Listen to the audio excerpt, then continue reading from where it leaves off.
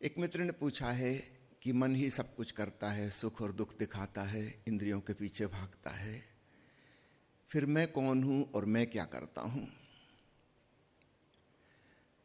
जो हमारा वास्तविक मैं है वह चैतन्य है, कॉन्शसनेस है, और वह कुछ करता नहीं, वह सिर्फ जानता है। जानना उसका स्वभाव है। हम ऐसा कह सकते हैं कि consciousness is defined as the capacity to know. जानने की जो गुणवत्ता है, क्वालिटी है, उसी का नाम चेतना है। कुछ लोग उसको आत्मा कहते हैं। मैं आत्मा शब्द अवॉइड करना चाहता हूँ। आत्मा शब्द से हमें कहीं भूत प्रेत का ख्याल आता है, कहीं कुछ होता है। चेतना बिल्कुल आसान, जिसमें चैतन्यता, जागरूकता का गुण है। तो वह जागरूकता केवल मौजूद है, वह कुछ करती नहीं है। उसकी उपस्थिति में तन और मन कुछ करते हैं। शारीरिक भौतिक क्रियाएं शरीर के द्वारा की जाती हैं, ज्ञान प्राप्ति की क्रिया इंद्रियों द्वारा की जाती है, और मन इनका संग्रह करता है और फिर मन आदेश देता है। हमारा मस्तिष्क भी हमारी फिजिकल बॉडी का ही हिस्सा है। ये दोनों आपस में कनेक्टेड हैं। तो जो सूचनाएं भीतर जाती हैं उसके अनुसार हमारा मस्तिष्क आगे तय करता है क्या करना है, फिर शरीर वैसा फॉलो करता है। आपने पूछा है कि फिर मैं क्या करता हूँ? मैं कुछ नहीं करता हूँ, मैं चुपचाप देखता हूँ क्या हो रहा है। उस चैतन्य की उपस्थिति में घटनाएं घटती हैं, तन और मन फंक्शन करते हैं। उसकी उपस्थिति के बिना ये फंक्शन नहीं कर सकेंगे। फिर भी याद रखिए, चैतन्य कुछ नहीं करता है, वह अकर्ता, नॉन डूअर है। एक कैटालिटिक एजेंट की तरह है। कैटालिटिक एजेंट स्वयं किसी रासायनिक प्रक्रिया में, केमिकल रिएक्शन में भाग नहीं लेता, लेकिन उसकी मौजूदगी के बिना वो रासायनिक क्रिया नहीं होती। उसका होना जरूरी है। इसको हम कैटालिटिक एजेंट या उत्प्रेरक का होना कहते हैं। ऐसी ही हमारी आत्मा है, परमात्मा है। तो भौतिक क्रियाएं शरीर के द्वारा की जाती हैं। ये क्रियाएं मस्तिष्क के द्वारा संचालित होती हैं, और इसमें जो मन है, विचारों का संग्रह, भावनाओं का तल हृदय का है, यहाँ सबसे संचालन की क्रिया घटित होती है। तो भावना, विचार, उन्हीं को देह हमारी कर्म रूप में प्रकट करती है। एक दूसरे उदाहरण से समझें। विद्युत ऊर्जा है। ये माइक्रोफोन में मैं बोल रहा हूं, आपको सुनाई दे रहा है। इसमें विद्युत ऊर्जा कुछ नहीं कर रही, लेकिन उसकी उपस्थिति के बिना ये साउंड सिस्टम काम नहीं करेगा। वही विद्युत ऊर्जा बिजली के बल्ब में है। विद्युत ऊर्जा कुछ नहीं कर रही, उसकी उपस्थिति में बिजली का बल्ब रोशनी देता है। वही विद्युत ऊर्जा एयर कंडीशनर में से ठंडक पैदा कर रही है, गीजर में और हीटर में गर्मी पैदा कर रही है। विद्युत ऊर्जा न ठंडी है न गर्म। जिस उपकरण से गुजरेगी वह उपकरण काम करने लगेगा। हीटर से गुजारेंगे, गर्मी पैदा हो जाएगी। एयर कंडीशनर से गुजारेंगे, ठंडक पैदा हो जाएगी। विद्युत न ठंडी है न गर्म। ठीक ऐसे ही हमारे भीतर चेतना की ऊर्जा है। वह स्वयं कुछ नहीं करती, लेकिन उसकी उपस्थिति में ही सब कुछ होता है। अध्यात्म इस बात की फिक्र करता है कि हम अपनी चेतना के स्वभाव में कैसे रम जाएं। सामान्यतः हम अपने तन, मन और हृदय के पीछे भाग दौड़ कर रहे हैं। क्या हम पलटकर अपने स्वभाव को जान सकते हैं? वो जो साक्षी दृष्टा चैतन्य है, जो केवल जान रहा है, उसे कभी कुछ नहीं हुआ। हाँ, उसकी वजह से ही सब कुछ होता है, फिर भी उसे कुछ नहीं होता। वही हमारा वास्तविक स्वरूप है। एक मित्र ने पूछा है कि मुझे अंधेरे से बहुत डर लगता है, कृपया मेरी मदद करें। अभी थोड़े दिनों पहले यहाँ पर एक कार्यक्रम हुआ था, भय मुक्ति साधना शिविर 6 दिन का। जब कभी दोबारा यह ऑनलाइन प्रसारित हो, उस समय आप इसमें भाग लीजिए, क्योंकि भय की समस्या बहुत गहरी समस्या है। कोई छोटी सी बात से आप उसको नहीं समझ पाएंगे और उसके साथ डील भी नहीं कर पाएंगे, थोड़े विस्तार में जाना होगा। तो ऑनलाइन भाई मुक्ति शिविर जब होगा आप पता लगा लीजिएगा, आप उसमें भाग लीजिए। मुझे उम्मीद है 6 दिनों में आपको वे सूत्र मिल जाएंगे जहां आप भय से मुक्त हो सकते हैं।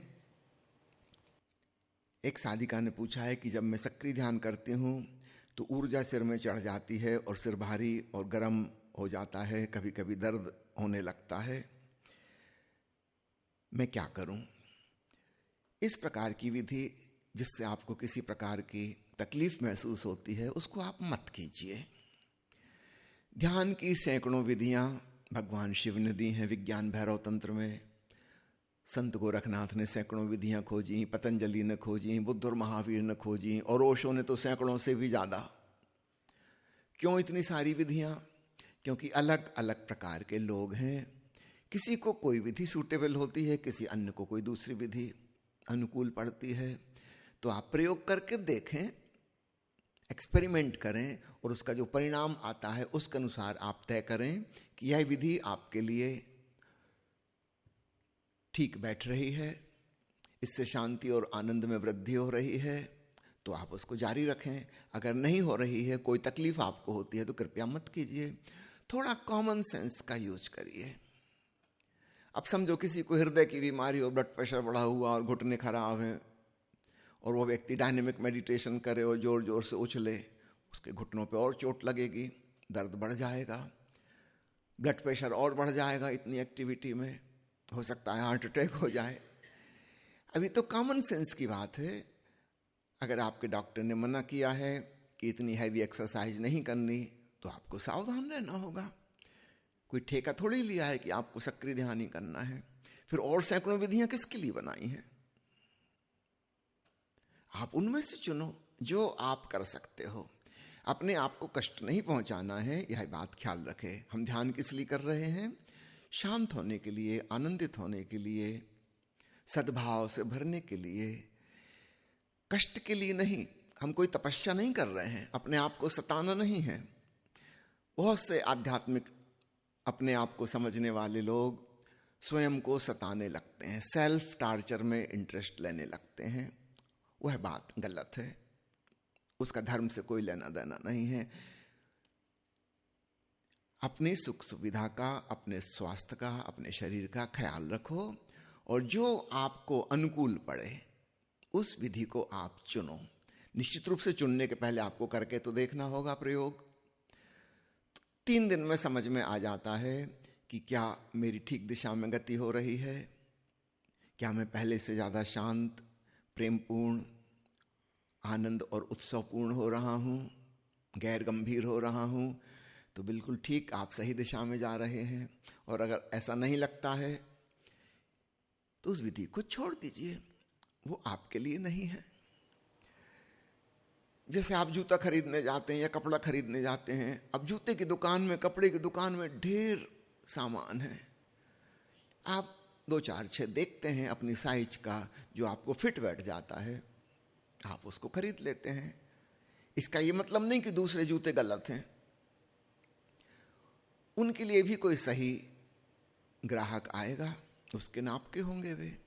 आपको उसकी चिंता करने की जरूरत नहीं। आपने अपनी पसंद के कपड़े ले लिए, आपके नाप के, बस बात बन गई।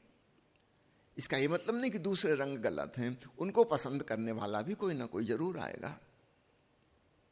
भांति भांति के लोग हैं, अलग अलग उनकी रुचि है। अपनी रुचि के अनुसार चुनकर चलो, तब अध्यात्म का मार्ग अत्यंत सरल हो जाता है। पुराने जमाने में जो लोग तपस्या करते थे, त्याग करते थे, अपने आप को सताते थे, वे लोग अक्सर ऐसा मार्ग चुनते थे जो बहुत कठिन है, दूभर है, जिसमें कष्ट पैदा होते हैं। और लोग उनकी तारीफ करते थे कि देखो कितना बड़ा महात्मा, कितने कष्ट झेल रहा है। उनकी पूजा की जाती थी। वास्तव में उन्हें पूजा की जरूरत नहीं है, उन्हें मानसिक रोग का इलाज कराने की जरूरत है। उनका दिमाग कुछ गड़बड़ हो गया है, हिंसक प्रवृत्ति है उनके अंदर। एक आदमी दूसरे को भूखा मारे, बंदूक लेकर खड़ा हो कि खाना खाओगे तो गोली मार देंगे और ना खाने दे, हम सब कहेंगे ये आदमी हिंसक है, वायलेंट है, इसको ऐसा नहीं करना चाहिए, ये अनैतिक है। और एक आदमी खुद अपनी मर्जी से भूखा रह रहा है, अपने शरीर को कष्ट दे रहा है, उसको हम कहेंगे कितना बड़ा महात्मा है। ये काम तो वही हुआ, दूसरे के शरीर को भूखा रखो या खुद के शरीर को भूखा रखो, बात तो एक ही है। ये शरीर भी तुम्हारा नहीं है, तुम्हें मिला है उपयोग करने के लिए, ये भी उतना ही दूसरा है जितना दूसरे के शरीर है। और जो कष्ट पहुंचाने की प्रवृत्ति है वो एक हिंसक प्रवृत्ति है, वह अशुभ है, वह नहीं होनी चाहिए, उसका धर्म से कोई लेना देना नहीं है। इस बात को समझो तो अतीत में स्वयं को कष्ट देने वालों को बहुत सम्मान और आदर मिला, बहुत उनको पूजा मिली। सावधान हम भी कहीं उस जाल में न पड़ जाएं। अपनी सुख सुविधा का ख्याल आप नहीं रखेंगे तो और कौन रखेगा। तो बहुत सारी विधियां हैं, चुन लीजिए जो आपको बिल्कुल अनुकूल लगे, जिसमें एकदम आपको लगे कि कुछ क्लिक हो गया, मजा आ गया, वो आपके लिए है।